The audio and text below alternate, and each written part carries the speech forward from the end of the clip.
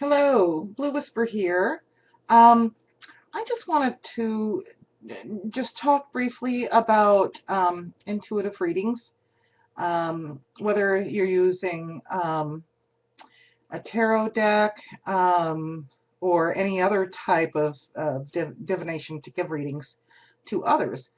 Um, I've been asked a lot, and I'm sure a lot of others have been asked the same thing about you know, when did I know I had the gift? How did I know I had the gift? I believe everybody contains this gift and many others, and I believe I have other gifts that I don't even know about. Um, I'm sure everybody's ever always heard about, the fact that, we have this brain and we only really use just a small portion of it. And what about the rest of the brain that we haven't tapped into? And some people have some gifts that other people don't have. It's not that they don't have it, it's just that you haven't tapped into it or you don't know how to use what you can tap into.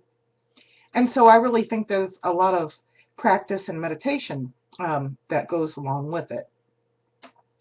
And that's just a quick thing I want to say on that, basically. And the other quick thing that I just wanted to add to is when you go to a reading, if you're going to put a wall up around yourself, it's real difficult to get a proper reading. And it's almost like, in my case, when somebody comes to me and they want a reading, but they put up a wall, whether it's because they have questions they want answered, but they've, for whatever reason, have built up this wall around themselves. Um, it takes that much more energy, and I get a headache. Does anybody else experience any physical problems after doing a reading with somebody it's not, I mean, it does seem like it's difficult to read them, and it's almost like you get a little bit and you know that there's a wall up there. You know that they've got this wall of negative energy. And personally, when I do a reading, between each of the readings that I do for different people, I like to do a quick cleansing because sometimes I feel that people bring in negative energy into their reading. My question is does anybody after a reading that has to work really hard to pick up those energies and everything get anything like I do? I mean, I'm seriously got a bad headache right now. Um, Here in a minute, I'm going to go in there and make myself some ginger tea because that always helps, it seems like.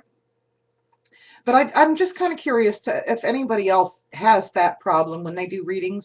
And then I just kind of want to put it out there that, if you're going to go to somebody for a reading, um, sometimes, I mean, especially, and some people don't know this, but I'm just going to put it out there. If you're going to close yourself off to the whole world, you might be closing some important things that your psychic needs to know, and you might be closing off that energy from them.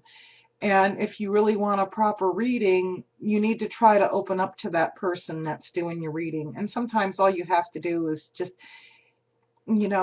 talk to them about anything first and ask them not to try to pick up on anything, but just to get to know you a little bit better. If it's a trust issue, certainly you need to trust the person who's doing the reading for you. And kind of keep in mind when you ask about your future, don't never, there I go again with the double negatives, forgive me, don't ever think and become depressed over the future if you're getting a bad reading, because your future is not written in stone like your past is. You can't change your past. You live in the here and now, but based on the here and now is how your future is going to unfold. And if somebody can give you a glimpse into what your future holds based on the way you're living, acting, or doing, or whatever now, based on your present, it's up to you whether you can change it or not. And never think, and I've heard this before, as I went to a psychic, excuse me, maybe I better clarify. I hear people say that they went to a psychic, and they were just really, really wrong because they said this was going to happen and this didn't happen. But, think about it. If you went to a psychic and they told you your future, you already knew your future, you knew it was coming, so you had the power to change it, and maybe you just didn't know you changed the outcome of your future. Doesn't necessarily mean your psychic was wrong. It just means You knew something that was about to happen, and either spiritually, intuitively, I don't know how it comes about, but somehow you knew it and you knew what you had to do to change the future. So always keep that in mind, that the future is ever changing. And if you go to one psychic today and they say this is what your future holds, and you go to another one tomorrow asking them for a reading of your future and they give you something totally different, that's because somewhere in between the two psychics, you've done something to change that outcome already. And sometimes all it takes is just the tiniest little thing to change that outcome. So keeping that in mind, and helping people to understand, because the important thing in anything that we do, whether in the magical world or the mundane world, that 90% of the key ingredient to make anything manifest is having faith and believing. So if you see something that you don't like coming up in your near future, it's up to you to change it.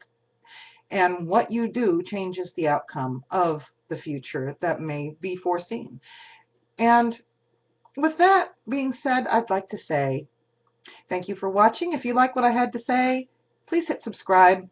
If you don't like what I had to say, please hit subscribe, because, that way I can offend you again later. But until then, blessed be.